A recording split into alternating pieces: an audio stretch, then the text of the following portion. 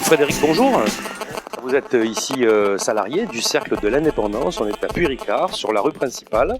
Et ce cercle existe depuis très longtemps. C'est un cercle privé et indépendant. C'est ça, un cercle donc, qui a été créé en 1927. Et il a été créé à l'époque, après la Première Guerre mondiale, pour que les femmes puissent se retrouver dans un endroit où, quand leur mari était parti à la guerre, ou pour les veuves, où elles pouvaient retrouver un endroit pour se rassembler, ou pour faire des parties de cartes, ou faire du tricot ou autre. Et ensuite, c'est devenu un bar associatif. Et donc, on nous a, à l'époque, la municipalité, la préfecture nous a donné une licence 4, nous a offert une licence 4 pour pouvoir être débit de boissons et organiser des concours de boules. Et ça a été le siège pendant très longtemps des anciens combattants, et des boules, et des chasseurs, et du bal-trap.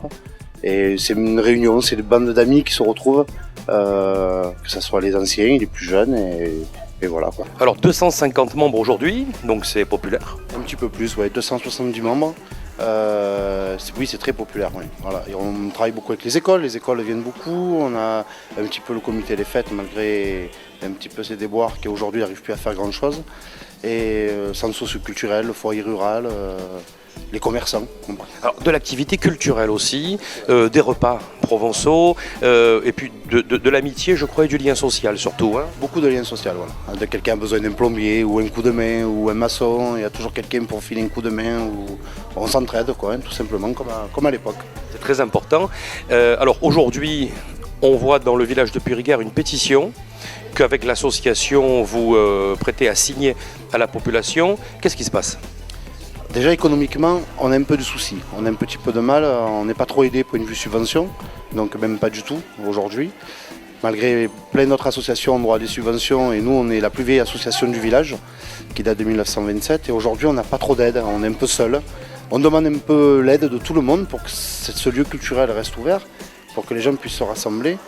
Et dès qu'on veut organiser une manifestation, on a toujours un refus de la municipalité, c'est-à-dire de la mairesse Madame Bernard, la maire adjointe de Puy-Ricard, qu'on veut faire une fête de village ou un concours de boules ou n'importe quoi, ou une exposition de tableaux dans la rue, on nous la refuse. Donc, sans justifier.